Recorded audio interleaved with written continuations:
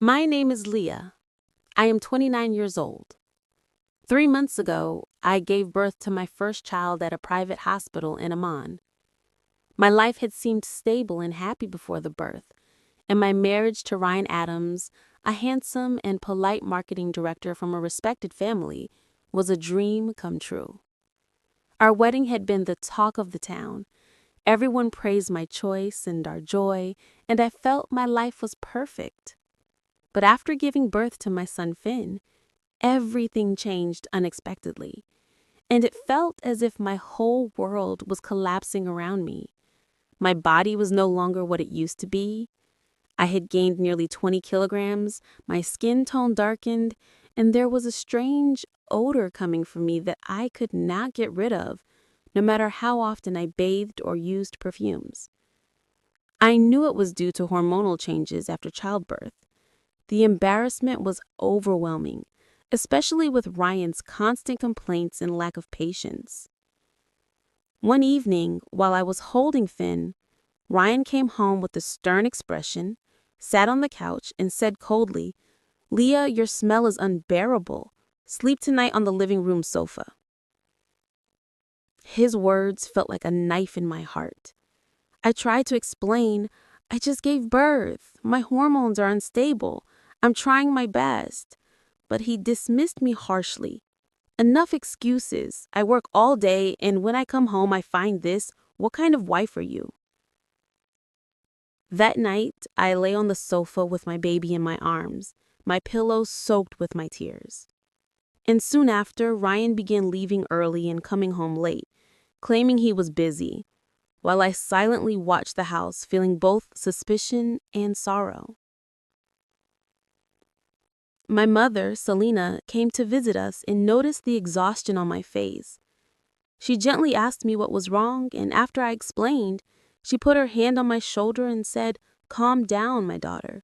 Men rarely understand what a woman goes through after giving birth. Don't argue with him. Let him realize on his own."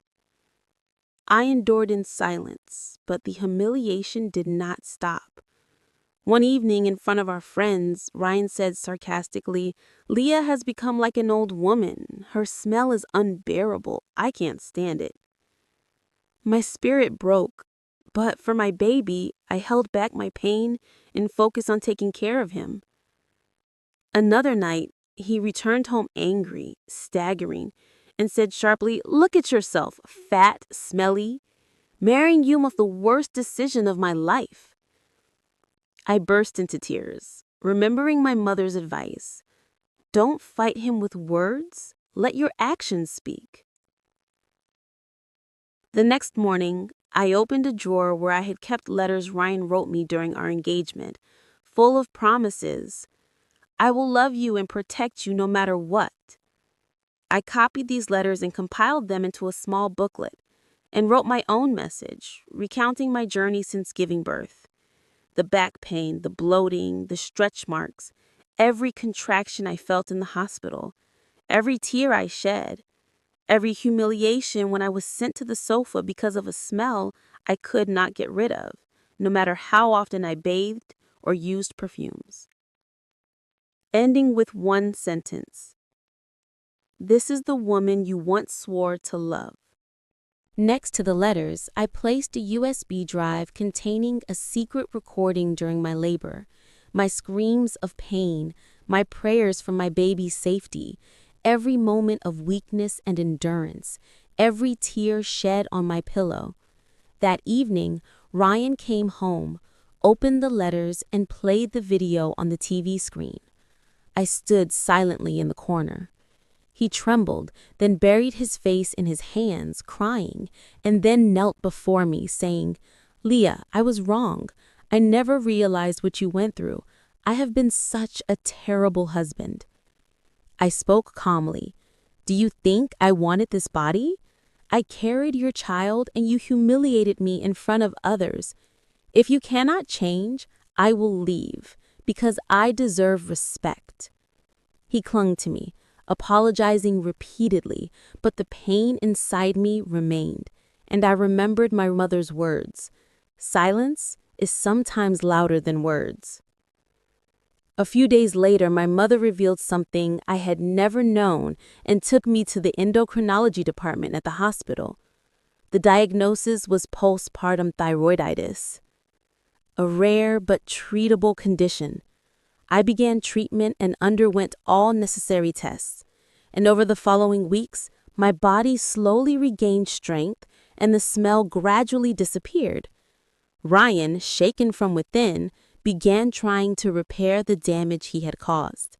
He suggested marital therapy, took responsibility for caring for our baby on weekends, and joined the new father's program to learn how to take care of a child. I, in turn, set 3 strict rules: no body shaming, inside the house or in front of others, equal sharing of childcare and household duties with a schedule posted on the fridge, and respecting medical treatment without accusations or ignoring the doctor's advice. Ryan agreed and signed the house rules, and I gave him time without making empty promises. After a month, I began to regain myself. My thyroid stabilized, my weight decreased, my skin tone improved, and the smell completely disappeared. Ryan, shaken from within, began trying to repair the damage he had caused. He suggested marital therapy, took responsibility for caring for our baby on weekends, and joined the new father's program to learn how to take care of a child. I, in turn, found an envelope on the table containing his old promises alongside a new vow. I will love and protect, not with words, but with actions. I learned that respect is more important than flattery, and that postpartum odor is not filth, but a sign that the body needs healing. A good husband is not the one who praises your appearance, but the one who acknowledges his mistakes and learns how to be a partner again. My response was not with shouting, but by presenting the words of the past alongside my sacrifices. It forced him to face himself, and it reminded us all how much respect and dignity matter to any mother, even after the hardest times.